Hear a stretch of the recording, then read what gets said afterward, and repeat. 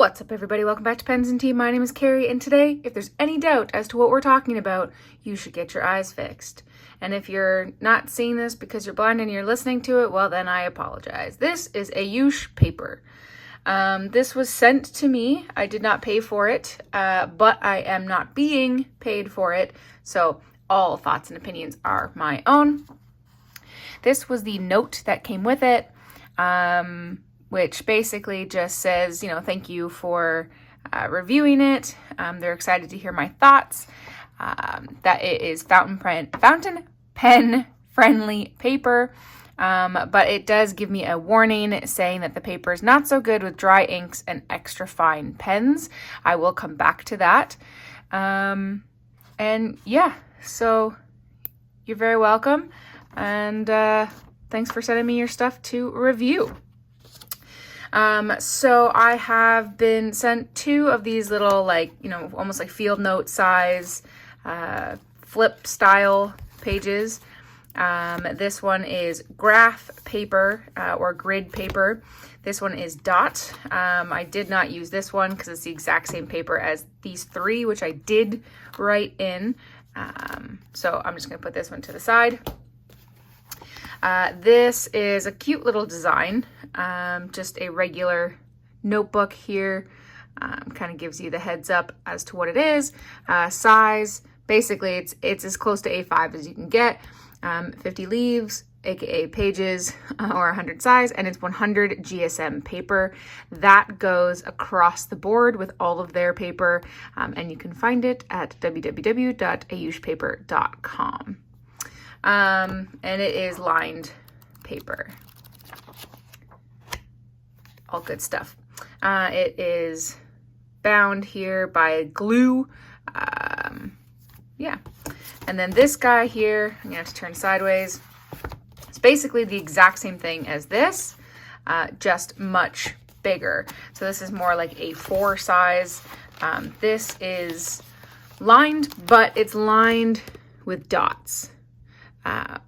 So it's sort of both. It is heavily branded on every page, but does have tearaway lines, which is convenient. And on the back of everything here, it basically tells you reasons why you'll love it. So natural shade paper, no feathering, no bleeding, handles flex nibs well, shows sheen of sheen ink, moderate drying time, minimal show through, both sides are completely usable. This one happens to be 5mm grid, and you'll love the tactile feeling of writing. This book is for you. 100 GSM, 50 pages, 100 sides again, and then all of their follow me information. So I inked up a bunch of pens and I put it to the test.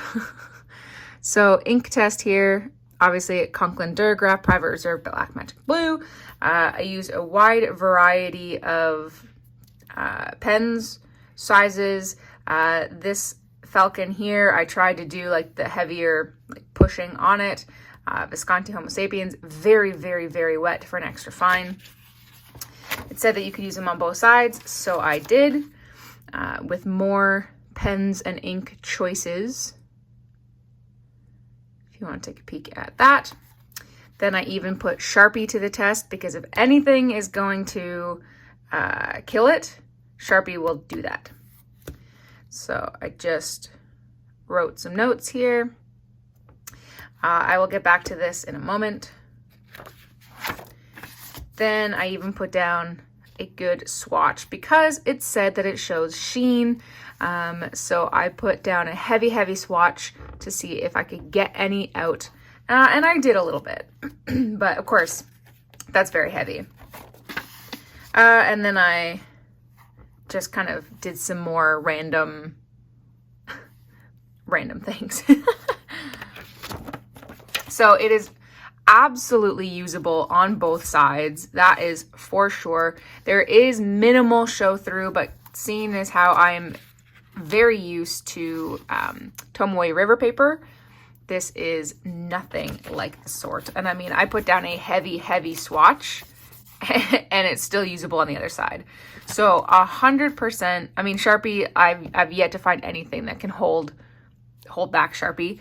But I 100% agree with their proclamation that you can use it on both sides, without a doubt. When they said that there's no feathering here, this is interesting because for me, it's very difficult to show you, but like there isn't feathering, but it does spread. So it's interesting because it's not a typical feather, but it's not super, super, super crisp either. Now that said, there's a little asterisk to this in the sense that I'm very used to and very accustomed to Tomoe River, which is the crispest paper that you will have. You put down a line and that ink will not move. So I am a little bit biased to that, but it does spread a little bit. So you can see here, like there's a little bit of bumps. It's not typical feathering, and I would say that it doesn't feather, but it does have a little bit of spread. So you don't get a super crisp line like you would on Tomoe. But that said, this paper handles ink like a champ. Natural shade paper, which means that it's white, but it's not like blinding white. No feathering. I would say no feathering. Tiny bit of spread, but no feathering. Definitely no bleeding. Handles flex nibs well. I'm going to come back to that. Shows sheen. I would say sort of. It's not, again, like to the level of Tomoe River, but it does show some sheen. Moderate drying time. I actually found that it was pretty fast dry time. It is a bit more absorbent paper. Minimal show through, 100%. Both sides are completely usable, 100%. And then this one just kind of goes through there. So handles flex nibs well. Yes, but as they even warn me here, it doesn't handle dry inks and extra fine paper pens well. And I would agree. And that is because when I was writing with, where did I write it here? My Platinum Century 3776 fine, which is essentially kind of like an extra fine with Diatramentis Cola, it's a little scratchy. So this paper does have some texture to it. So it's not quite like, Tomoe River or Rhodia or Clairefontaine, where it is super, super smooth. It does have some texture. And I mean, you can kind of hear it. It does feel smooth to the touch, but it doesn't feel coated like a Rhodia would. So you can use extra fines, but you do have some texture to the paper. You do have a little bit of tooth to the paper. Here I tried to do lots and lots of like heavy swatches. It's the same paper, that you have across the board. And it handles it very well. There's definitely no bleed through, and there's not really much show through. My house phone is ringing, so you're just gonna have to listen to that in the background. There is some show through, some ghosting, but not really anything. Sharpie, I mean, nothing has really handled that. And yeah, these swatches here, you're 100% able to use this paper. I would say, yeah, for dry inks and extra fine nibs, for sure you're going to have some problems, not with the quality of what shows up, but just with the tactile feel. I don't enjoy the feel of extra fine nibs on this paper.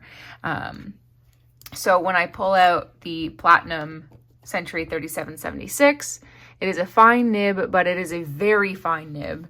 And I mean, let's see if you can hear, I don't know.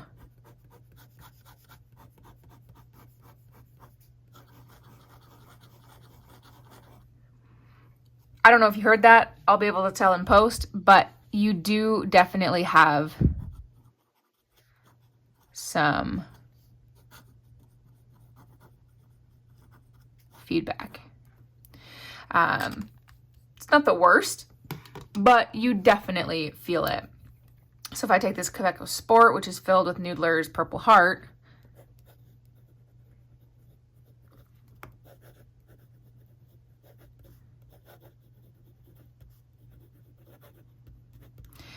you might be able to hear an auditory difference.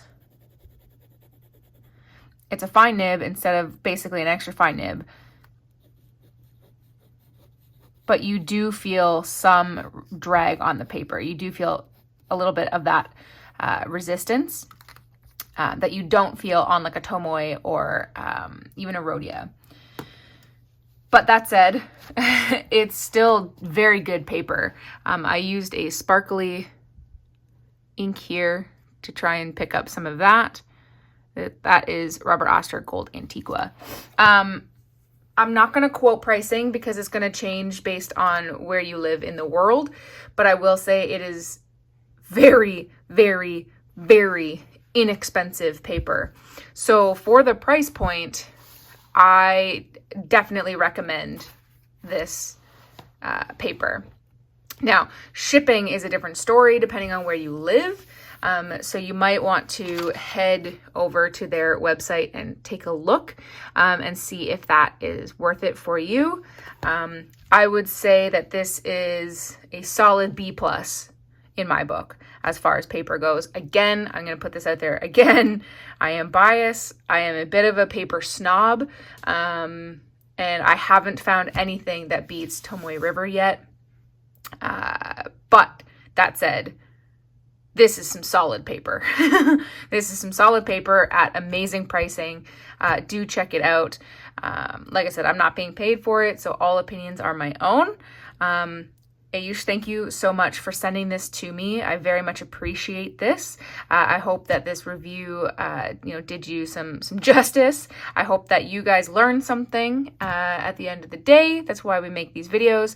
If you like it, hit that like button. If you liked it but haven't done so yet already, do hit that subscribe button. New videos come out every Monday and Friday, and the occasional Q&A on Tuesday.